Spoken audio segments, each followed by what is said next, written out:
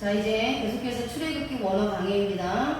12장 말씀 보겠는데요. 12장은 6월절 제정에 대한 내용입니다. 명제 중심 주제는 6월절은 이스라엘 백성들의 해방 날입니다. 목적 적용은 그리스도인의 해방일은 원죄에서 해방된 날입니다. 자, 이 시간에는 1절부터 7절을 먼저 좀 보겠는데요.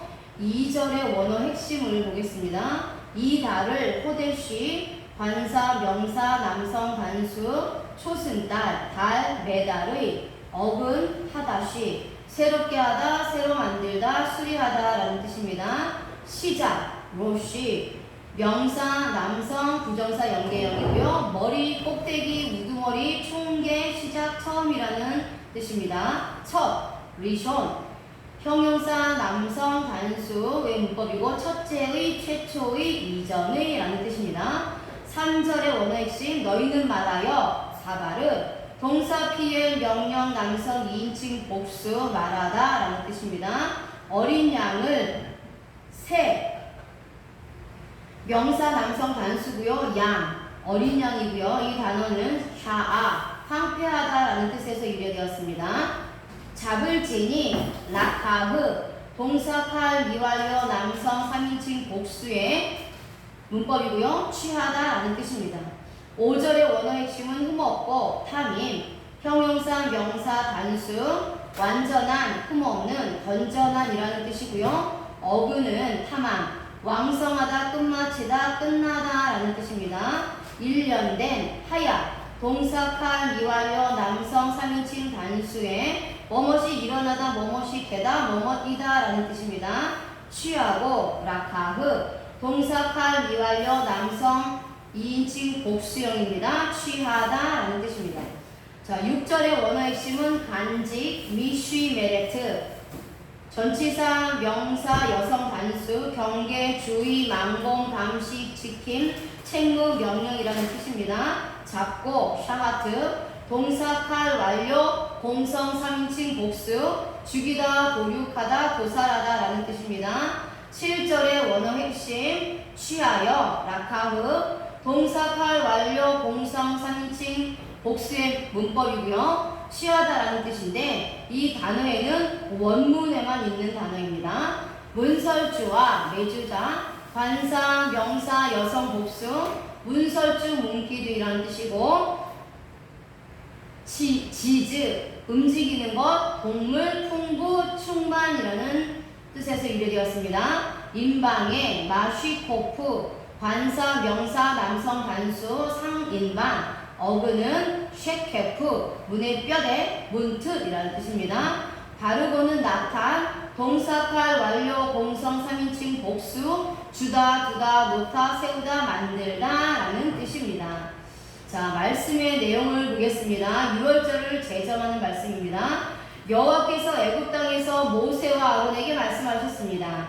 이 달을 너희에게 달의 시작, 곧 해의 첫 달이 되게 하라는 것입니다. 지금까지 이스라엘 백성들은 애굽에서 하나님을 제대로 섬기지 못했습니다. 애굽의 달력은 안식일이 없는 달력을 사용하고 있었습니다. 하지만 지금부터는 안식일이 있는 달력을 사용하라는 것입니다. 히브리 달력으로 첫 달은 종교력으로는 아비벌입니다. 민간력으로는 7월이며 태양력으로는 3월에서 4월에 해당됩니다. 이것은 애국과 같은 원죄에 빠졌던 선택받은 자들을 구원해내는 날입니다.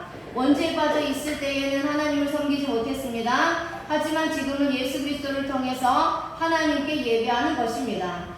하나님은 이스라엘 온 회중에게 말하여 이달 열흘에 너희 각자가 어린 양을 취하여 각 가정마다 그 식구를 위하여 어린 양을 취하라고 명하셨습니다. 이 어린 양은 예수 그리스도를 상징합니다. 각자 준비하라는 것은 각 개인의 믿음을 의미합니다. 그 어린 양을 잡는데 식구가 너무 적으면 그 집의 이웃과 함께 사람 수를 따라서 하나를 취하며 각 사람이 먹을 수 있는 분량에 따라서 너희 어린 양을 계산하라고 했습니다. 이것은 무엇을 의미합니까? 어린 양은 예수 그리스도를 상징합니다. 거룩한 고기를 먹고 남기면 안 되기 때문입니다. 고기가 남으면 부정한 자들에게 의해서 더럽혀지기 때문입니다. 하나님께서 어린 양은 흠없고 일련된 수컷으로 하되 양이나 염소 중에서 취하라고 했습니다. 흠이 없는 제물은 예수 그리스도를 상징합니다. 십자가에서 제물로 죽으신 예수님은 원죄가 없는 전혀 무음한 제물이었습니다. 히브리서 기자도 흠없는 자기를 하나님께 드렸다라고 히브리서 9장 14절에 말씀하셨습니다. 이달 14일까지 간직하였다가 해질 때에 이스라엘 회중이 그 양을 잡고 그 피를 양을 먹을 집 좌우 문설주와 임방에 바르라고 명령하셨습니다.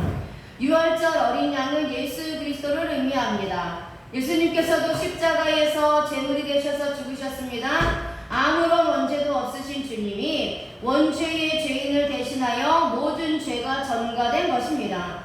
14일까지 양을 간직하라는 것은 흠이 없는지 확실히 관찰하여 보라는 것입니다. 중간에 흠이 나타나면 제물로서 가치가 없는 것입니다. 모세는 유월절 어린 양을 잡는 시간을 초저녁 해질 때로 규정하고 있습니다. 신명기 16장 6절에 말씀하고 계시죠. 요세푸스에 따르면 유월절 어린 양은 오후 3시에 잡는 것이 그 당시 관례였다고 합니다. 오후 3시는 예수님께서 유월절에 어린 양으로 제물이 되셔서 운명하신 시간입니다. 유월절에 어린 양의 피는 반드시 문설주와 임방에 발라야 했습니다. 이 피를 바르지 않으면 하나님의 저주를 받게 됩니다. 이것은 예수 그리스도의 십자가 보혈을 믿으라는 의미입니다. 주님의 피를 믿지 않고 교회에 있다 하더라도 하나님의 저주를 피할 수는 없습니다. 하나님은 오직 예수 그리스도의 십자가 보혈의 피만 보고 저주가 넘어가기 때문입니다.